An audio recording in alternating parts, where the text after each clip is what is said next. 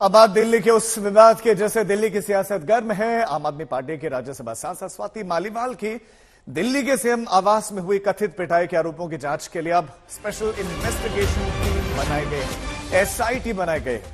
अब तक जांच को संभाल रही उत्तरी जिले के एडिशनल डीसीपी अंजिथा चिपियाला की वही जो है इस एसआईटी को हेड भी करेंगे और अंजिथा के अलावा इस एसआईटी में 3 इंस्पेक्टर रैंक के अधिकारी भी शामिल हैं और इसमें सिविल लाइन थाने के एसएचओ भी हैं जहां पर केस दर्ज है। और ये एसआईटी समय समय पर जांच की रिपोर्ट वरिष्ठ अधिकारियों को भी देगी। एसआईटी सबसे पहले हर एक लिंक को जोड़ने की कोशिश करेगी। जो सीसीटीवी फुटेजेस हैं वो भी लिए गए हैं। हिमांशु मिश्रा हमारे संवाददाता इस खबर पर ज्यादा जानकारी के साथ जुड़े। हिमांशु, एसआईटी इस मामले में इन्वेस्टिगेशन करेगी?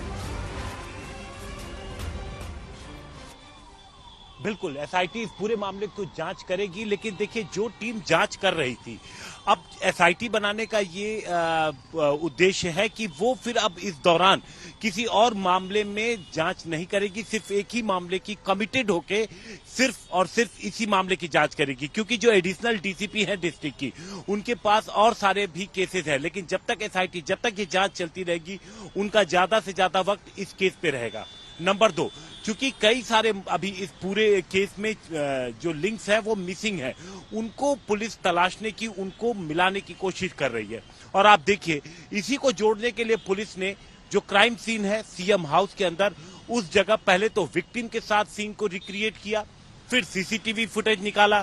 सीसीटीवी फुटेज में भी कुछ चीजें जब ब्लैंक थी तो उसके बाद उसके लिए डीवीआर को सीज किया।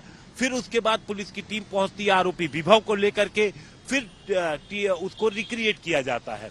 जो भी बयान दिया है आरोपी विभव ने पुलिस को, सीसीटीवी फुटेज से उसको मिलाया जाएगा और उसके बाद देखा जाएगा कि आखिर ऐसी कौन सी चीजें हैं जो अब तक पुलिस के सामने नहीं आई, पुलिस से छिपाई गई हैं। उन्हीं को तलाशने की कोशिश लगातार जारी है। आज तीसरा दिन है जब लगातार विभव से पूछताछ हो रही है। पुलिस के लिए जो सबसे क्रूशियल इस पूरे मामले में एविडेंस है, आप राजीव कह सकते हैं, एक तो वो मोबाइल फोन जो जिस विभव का, जिसमें उसने कहा कि उसने फॉर्मेट कर दिया था बॉम्बे में, तो उसका डाटा पुलिस रिकवर करने की कोशिश कर रही है। और वो पूरा सीक्वेंस जो सीसीटीवी का है, क्योंकि इसी के आधार पर चीजें क्लियर होंगी। आप देखिए जो 2 फुटेज सामने आए हैं अब तक स्वाति मालीवाल के। जो पहला मोबाइल फुटेज आया था, जिसको किसी शख्स जो वहां खड़ा था बना रहा था, वो 112 के कॉल की बाद की कॉल है, यानी उसके बाद बनाया गया। और जो सीसीटीवी आया वो भी बाहर जाने का सीसीटीवी आया, स्वाति मालीवाल के बाहर निकालने का। जो शिकायत भेजी गई थी विभव की तरफ से, उसमें ट्रेसपासिंग का भी जिक्र है, जबरदस्ती घुसने की जिक्र है। तो आखिर अंदर घुसते वक्त का, अंदर जाते वक्त का स्वाति मालीवाल का कोई वीडियो अब तक सामने क्यों नहीं आया? तो पुलिस इन सारी चीजों को स्ट्रीमलाइन कर रही है, एक एक कड़ी जोड़ रही है, ताकि जब गुरुवार को पुलिस पेश करेगी विभव को कोर्ट में, तो सारी चीजें रख सके कि अब तक उसको केस में क्या कुछ मिला है। ठीक है हिमांशु, आप बने रहे, आपके पास हम लौटते हैं। इस बीच में स्वाति मालीवाल केस पर दिल्ली के सियासत गर्म है। आम आदमी पार्टी जहां पर इसे राजनीतिक केस बता रहे, वहीं बीजेपी पूरी तरह से हमलावर है। स्वाति मालीवाल जी के माध्यम से अरविंद केजरीवाल जी पर झूठे आरोप लगाने की कोशिश हुई। स्वाति मालीवाल जी को जब अरविंद केजरीवाल जी नहीं मिले तो उनके पीए विभव कुमार पे झूठे आरोप लगा दिए गए। लेकिन फिर से भगवान हमारे साथ था और स्वाति मालीवाल जी की वीडियो फुटेज पूरे देश के सामने आ गई। पूरे देश ने देख लिया कि जो स्वाति मालीवाल ने अपने एफआईआर में लिखा था वो सरासर झूठ था।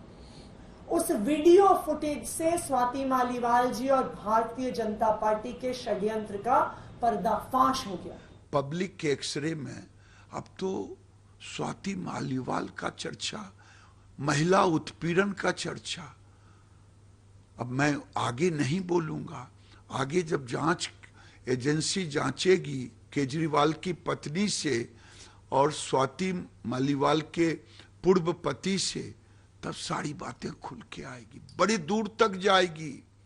अब केजरीवाल के केवल दवा और दारू के घोटाले नहीं, एक और घोटाला होगा जो मैं मुंह से नहीं बोल सकता, इतना घृणित होगा चेहरा केजरीवाल का।